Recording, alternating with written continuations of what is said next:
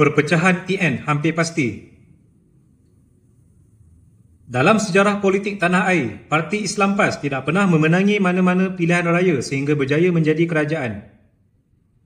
Kecuali pada tahun 2020, Parti Islam PAS hanya menjadi sebahagian daripada kerajaan campuran bersama UMNO dan Bersatu, itu pun secara pintu belakang kerana pengkhianatan Muhyiddin Yassin dan Mahathir yang meninggalkan kerjasama dengan Pakatan Harapan.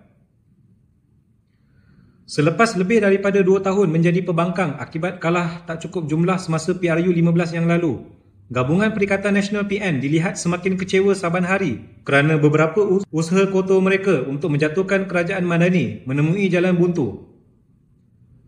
Sepanjang tahun 2023 dan 2024, beberapa orang saitro upahan fanatik pro Perikatan Nasional PN seperti Papa Gomo dan Ratu Naga memainkan sentimen palsu. Kononnya, Muhyiddin Yassin sedang dalam persediaan akan menjadi Perdana Menteri baru bila-bila masa sahaja menumbangkan kerajaan perpaduan Pakatan Harapan dengan Barisan Nasional. Ramai di kalangan penyokong tegar pembangkang bersorak kegembiraan di media sosial kerana telah lama mereka terlalu mengharap untuk melihat Parti Islam PAS dan Bersatu mentadbir semula kerajaan persekutuan. Sejurus selepas keputusan PRU 15 diumumkan pada malam 19 November tahun 2022, Muhyiddin Yassin bersama Ustaz Hadi Awang dengan yakin sepenuh hatinya mengumumkan bahawa Perikatan Nasional PN mempunyai jumlah sokongan sebanyak 115 SD. Drama penentuan siapa akan menjadi Perdana Menteri baru selama 4-5 hari ketika itu dikuasai oleh Perikatan Nasional yang kecoh membuat kenyataan dan sidang media di sana sini kononnya mereka paling layak dilantik menjadi kerajaan. Padahal mengikut pengiraan rasmi Suruhanjaya Pilihan Raya SPR, Perikatan Nasional PN hanya menang 73 kerusi parlimen sahaja. Hadi Awang dan Muhyiddin Yassin mungkin telah mendapat nasihat yang salah dari barisan penasihat politik mereka yang tidak faham langsung tentang Akta Anti Lompat Parti. Mengikut Perlembagaan Malaysia, jumlah sokongan ahli parlimen kepada seseorang Perdana Menteri mestilah secara en blok mengikut gabungan parti masing-masing. Mungkin kerana telah biasa membuat perancangan kotor sejak langkah Sheraton, Perikatan Nasional PN masih beranggapan mereka boleh mencuri ahli parlimen dari parti lawan untuk mencukupkan jumlah majoriti. Kerana itu, Datuk Seri Anwar Ibrahim dan Datuk Seri Zahid Hamidi kelihatan sentiasa tenang dan bersikap profesional mengikut proses perundangan negara kerana pimpinan Pakatan Harapan dan Barisan Nasional sangat memahami Akta Lompat Parti yang diluluskan di Dewan Rakyat.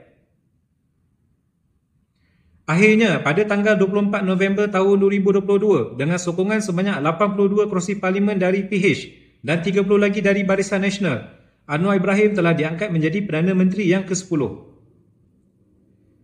Tidak boleh menerima hakikat kemenangan Pakatan Harapan dan Barisan Nasional yang berjaya mengalahkan Perikatan Nasional. Muhyiddin membuat sidang media dan secara tersirat mempertikaikan keputusan yang di-Pertuan Agong tidak melantiknya menjadi Perdana Menteri, bukannya Anwar Ibrahim. Kini, selepas lebih daripada 2 tahun gagal menjadi kerajaan, ditambah pula dengan beberapa kegagalan lagi untuk memujuk parti-parti di Sarawak dan Barisan Nasional mengkhianati Anwar Ibrahim, perkahwinan mutaah Perikatan Nasional di antara Parti Islam PAS dengan Bersatu dilihat semakin goyah. Bunga-bunga perpecahan di dalam Perikatan Nasional PN semakin jelas kelihatan berdasarkan kepada beberapa perkembangan semasa melibatkan pertelingkahan di antara kepimpinan PAS dengan Bersatu. Pada 11 Disember tahun lalu, politik tanah air digemparkan dengan berita peletakan jawatan oleh Menteri Besar Terengganu Ahmad Samsuri sebagai Bendahari Agung Perikatan Nasional. Ada pendapat politik mengatakan peletakan jawatan Samsuri itu adalah disebabkan kerana Perikatan Nasional sedang dalam kesempitan kewangan kerana beberapa akaun melibatkan Parti Bersatu sedang dibekukan oleh Suruhanjaya Pencegahan Rasuah Malaysia SPRM. Pendapat lain pula mengatakan peletakan jawatan secara mengejut itu adalah sebagai tanda protes PAS terhadap Muhyiddin Yassin yang telah melantik terlalu ramai orang-orang Bersatu mengisi jawatan-jawatan strategik dalam barisan kepimpinan Majlis Tertinggi Perikatan Nasional. Satu contoh lain bagaimana lantikan di dalam Majlis Tertinggi Perikatan Nasional PN amat-amat dikuasai oleh Parti Bersatu adalah jawatan Setiausaha Agung yang dijawat oleh Azmin Ali, sedangkan jawatan ini sangat didambakan oleh Parti Islam PAS.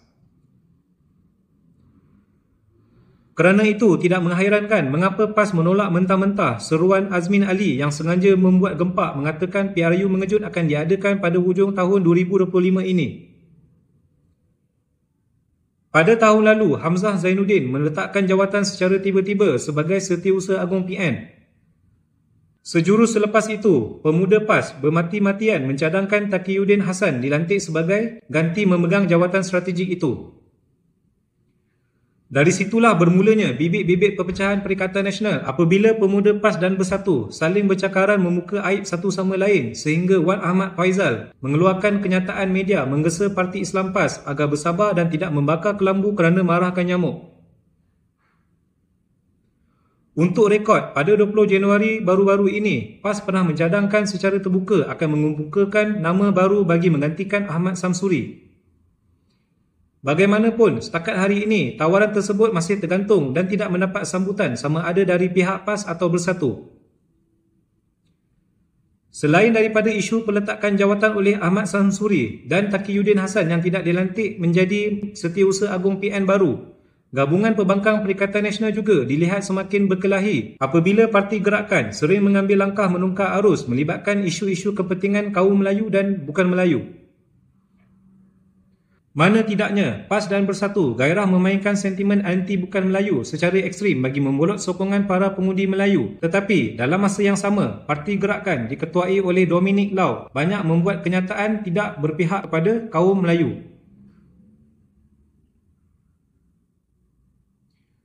Selain ketidakfahaman dengan Cina Parti Gerakan, Parti Islam PAS juga kelihatan terganggu dengan kenyataan terbaru dari Azmin Ali yang merayu dan mengemis sokongan dari kaum bukan Melayu untuk menang di Selangor dalam pilihan raya akan datang. Kenyataan gopoh Azmin Ali itu membuatkan Perikatan Nasional dilihat seperti meludah jilat balik kerana doktrin politik PAS adalah memecah belahkan perpaduan masyarakat majmuk di Malaysia bagi meraih undi Melayu secara maksima. Berdasarkan dari beberapa perkembangan semasa yang sedang berlaku di antara Parti Islam PAS dengan Bersatu, ramai pemerhati politik yakin bahawa gabungan Perikatan Nasional sedang berada pada tahap nyawa-nyawa ikan. Pimpinan PAS sedang berada dalam fasa menjarakkan diri daripada Bersatu dan Cina Gerakan berdasarkan beberapa perkembangan yang tidak memihak kepada Parti Islam itu. Krisis keyakinan PAS terhadap Bersatu semakin memburuk umpama kaca retak menanti belah apabila satu persatu gerakan kerja parti Cap Bunga itu tidak membuahkan hasil. Contohnya seperti kegagalan Muhyiddin Yassin menjadi Perdana Menteri kerana tidak cukup jumlah SD, kekalahan teruk PN di PRK Nenggiri dan paling tidak boleh diterima oleh PAS adalah ramai ahli-ahli Parlimen Bersatu telah belot meninggalkan Muhyiddin Yassin dan menyokong Anwar Ibrahim.